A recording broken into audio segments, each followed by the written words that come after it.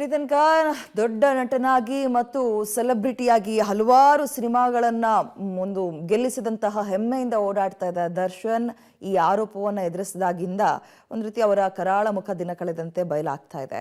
ಆತ ಬೆಳೆದು ಬಂದ ಹಾದಿಯ ಸಿನಿಮಾ ಇಂಡಸ್ಟ್ರಿಗೆ ಬಂದಿದ್ದು ಹೇಗೆ, ಬಣ್ಣ ಹಚ್ಚಿದ್ದು ಎಲ್ಲಿಂದ ಅನ್ನೋದ್ರ ಬಗ್ಗೆ ಮಾಹಿತಿಯೂ ಸಿಗ್ತಾ ಹೋಗ್ತಾ ಇದೆ.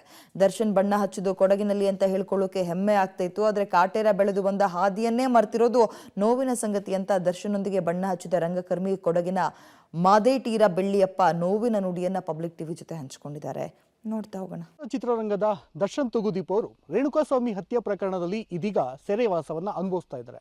ಆದರೆ ದರ್ಶನ್ ತೂಗುದೀಪ್ ಅವರು ಮೊದಲ ಬಾರಿಗೆ ಕೊಡಗಿನ ಪೊನ್ನಂಪೇಟೆ ಎಂಬ ಜಾಗದಲ್ಲಿ ಮೊದಲ ಬಾರಿಗೆ ಬಣ್ಣವನ್ನು ಹಚ್ಚುತ್ತಾರೆ. ಅದಕ್ಕೆ ಸಂಬಂಧಪಟ್ಟಂಗೆ ಅವ್ರ ಜೊತೆ ಅಭಿನಯ ಮಾಡಿರ್ತಕ್ಕಂಥವ್ರು ಮತ್ತು ಸಹ ಕಲಾವಿದರಾಗಿರ್ತಕ್ಕಂಥ ಕೊಡಗಿನ ಮೂಲದವರಾಗಿರ್ತಕ್ಕಂಥ ಮಾದೇಟಿರ ಬೆಳ್ಳಿಯಪ್ಪ ಅವರು ನನ್ನ ಜೊತೆ ಇದ್ದಾರೆ.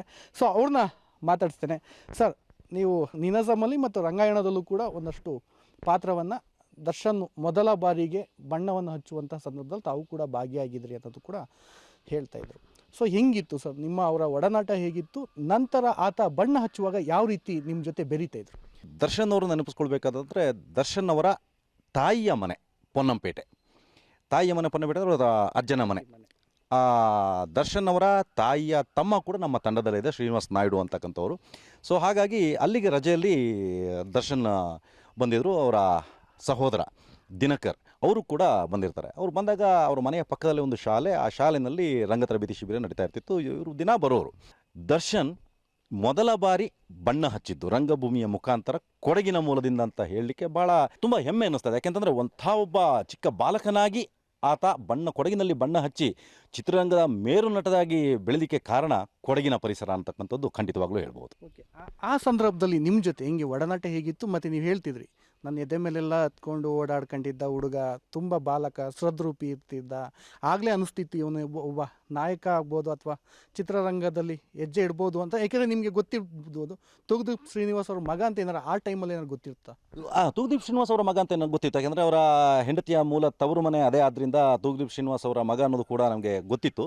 ಆದರೆ ನಟನಾಗಿ ಇಷ್ಟು ಮಿಂಚುತ್ತಾನೆ ಅಂತಕ್ಕಂಥದ್ದಕ್ಕೆ ಒಂದು ಕಾರಣ ಅಂತಂದರೆ ಅವನ ಚೂಟಿತನ. ದರ್ಶನ್ ಅವರ ಚೂಟಿತನ ಏನಿತ್ತು, ಈಗಿನ ದರ್ಶನ್ ಅವರು ಮತ್ತು ಆ ಬಾಲಕ ದರ್ಶನ್ ನೆನೆಸ್ಕೊಂಡ್ರೆ ಅಜಗಜಾಂತರ ವ್ಯತ್ಯಾಸ ಇದೆ. ಅಷ್ಟು ಚೂಟಿ.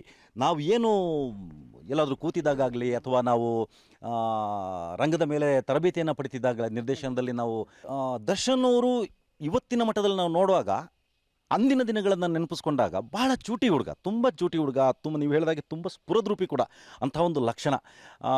ದಿನಕರ್ ಅವರು ಸ್ವಲ್ಪ ಶಾಂತ ಸ್ವಭಾವದವರು, ಆದರೆ ದರ್ಶನ್ ಹಾಗಲ್ಲ. ನಿಂತಲ್ಲಿ ನಿಲ್ಲದ ಬಾಲಕನಾಗಿದ್ದ. ನಿಂತಲ್ಲಿ ನಿಲ್ಲದ ಬಾಲಕ. ನಾವೇನಾದರೂ ಕೂತಿದ್ರೆ ಅಲ್ಲೂ ಬಂದು ನಮ್ಮನ್ನು ಚೇಷ್ಟೆ ಮಾಡ್ತಕ್ಕಂಥದ್ದು, ನಮ್ಮ ಬೆನ್ನ ಮೇಲೆ ಹತ್ಕೊಳ್ಳೋದು, ಹೆಗಲ ಮೇಲೆ ಕೂತ್ಕೊಳ್ಳೋದು, ಈ ರೀತಿಯ ಒಂದು ಚೂಟಿತನದಿಂದ ಏನು ಅವನ ಆ್ಯಕ್ಟಿವಿಟೀಸ್ ಇತ್ತು ಅದನ್ನು ಗಮನಿಸಿಯೇ ಬಹುಶಃ ದಂಡಕಾರ್ಯಪ್ಪನವರು, ನಟರಾಜ್ ಅವರು, ರಮೇಶ್ ಅವರು ಕೂಡ ಅವನಿಗೆ ಅವತ್ತು ಬಣ್ಣ ಹಚ್ಚಬೇಕು ಅಂತಕ್ಕಂಥದ್ದು ನಿರ್ಧಾರವನ್ನು ತಗೊಂಡ್ರು ಅಂತ ಅನಿಸುತ್ತೆ. ಇದೀಗ ಒಂದು ರೇಣುಕಾಸ್ವಾಮಿ ಹತ್ಯೆ ಪ್ರಕರಣ ಆದ ನಂತರ ಇತ್ತೀಚಿನ ದಿನದ ಬೆಳವಣಿಗೆಯನ್ನು ನೋಡಿದ್ರೆ ನಿಮಗೇನು ಅನಿಸುತ್ತೆ? ದುರದೃಷ್ಟ ಅಂತ ಹೇಳಬೇಕು. ಒಬ್ಬ ಕಲಾವಿದನ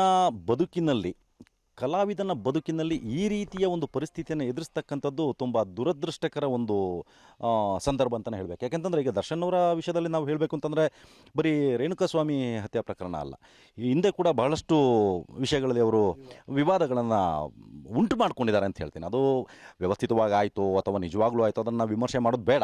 ಆದರೂ ಕೂಡ ಕೆಲವು ವರ್ಷಗಳಲ್ಲಿ ಹಲವು ವಿವಾದಗಳನ್ನು ಸೃಷ್ಟಿಸ್ಕೊಳ್ತಾ ಇವತ್ತು ಈ ಒಂದು ಏನು ಹೇಳ್ತೇವೆ ನಾವು ಸೀರಿಯಸ್ ಆಗಿರ್ತಕ್ಕಂಥ ಒಂದು ವಿವಾದವನ್ನು ಸೃಷ್ಟಿಸ್ಕೊಂಡಾಗ ತುಂಬ ಒಂಥರ ಮನಸ್ಸಿಗೆ ಖೇದ ಅಂತ ಅನಿಸುತ್ತೆ. ಸೊ ತಮ್ಮೊಂದಿಗೆ ಒಡನಾಟವನ್ನು ಇಟ್ಕೊಂಡಂತಹ ದರ್ಶನ್ ತಮಗೂ ಕೂಡ ಒಂದು ಕೈ ಅನುಭವ ಆಗಿದ್ದು ಹೇಳ್ತಾ ಇದ್ರಿ. ಸಂಗೊಳ್ಳಿ ರಾಯಣ್ಣ ಅನ್ನೋ ಚಿತ್ರದಲ್ಲಿ ತಾವು ಕೂಡ ಆತನ ಜೊತೆ ಬೆರೆತಾಗ ಹಳೆಯ ಘಟನೆಗಳನ್ನ ನೆನಪಿಸ್ಕೊಂಡಾಗಲೂ ಕೂಡ ಆತ ಅದನ್ನು ನೆನಪೇ ಮಾಡಲಿಲ್ಲ, ಬೆಳೆದು ಬಂದ ದಾರಿಯನ್ನೇ ಮರೆತು ಬಿಟ್ಟಿದ್ದ ಅನ್ನೋದು ನಿಮಗೆ ಅನ್ನಿಸ್ತು ಅಂತ ಏನು ಹೇಳ್ತೀರಿ? ಒಬ್ಬ ಹಿಂದಿನ ನೆನಪು ನನ್ನ ಮನದಾಳದಲ್ಲಿ ನಿಂತಿತ್ತು, ಅದೇ ರೀತಿ ಇರಬಹುದೇನೋ ಅಂತಕ್ಕಂಥದ್ದು. ಮಾತಿನ ನಡುವೆ ನಾನು ಅವರನ್ನು ಸೆಳೆಲಿಕ್ಕೆ ಪ್ರಯತ್ನ ಪಟ್ಟೆ. ನೀವು ಮೊದಲು ಬಣ್ಣ ಹಚ್ಚಿದ್ದು ಕೊಡಗಿನಲ್ಲಿ ನೆನಪಿದೆಯಾ ಅಂತಕ್ಕಂಥದ್ದು.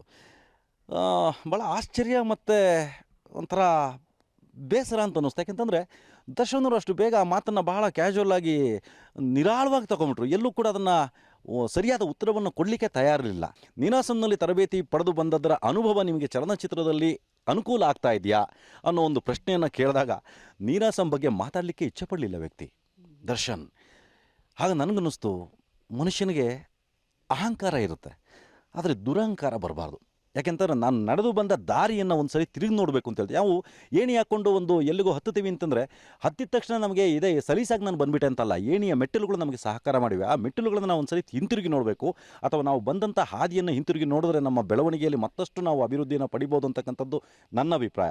ಆದರೆ ಆ ವ್ಯಕ್ತಿ ಪೊನ್ನಂಪೇಟೆಯನ್ನಾಗಲಿ, ಮೂಲ ಬಣ್ಣ ಹಚ್ಚಿದ ದಿನಗಳನ್ನಾಗಲಿ, ಅಥವಾ ನೀನಾಸಂನಲ್ಲಿ ಅನುಭವ ಪಡೆದಂಥ ವಿಷಯಗಳನ್ನಾಗಲಿ ಗಾಳಿಗೆ ತೇಲಿದ ಹಾಗೆ ಮಾತಾಡಿದಾಗ ನನಗೆ ತುಂಬ ಬೇಸರ ಆಯಿತು. ಯಾಕೆಂತಂದರೆ ತನ್ನ ಬೆಳವಣಿಗೆಯ ಹಾದಿಯನ್ನು ಮರೆತಂಥ ವ್ಯಕ್ತಿ ಮುಂದೊಂದು ದಿನ ಯಾವುದಾದ್ರೂ ಒಂದು ಸಂಕಷ್ಟದಲ್ಲಿ ಸಿಲ್ಕೊಳ್ತಾನೆ.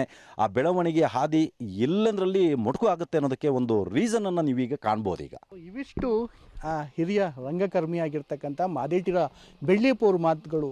ಕ್ಯಾಮ್ರಾಮನ್ ಶಿವ ಜೊತೆ ಮಲ್ಲಿಕಾರ್ಜುನ್, ಪಬ್ಲಿಕ್ ಟಿವಿ, ಮಡಿಕೇರಿ.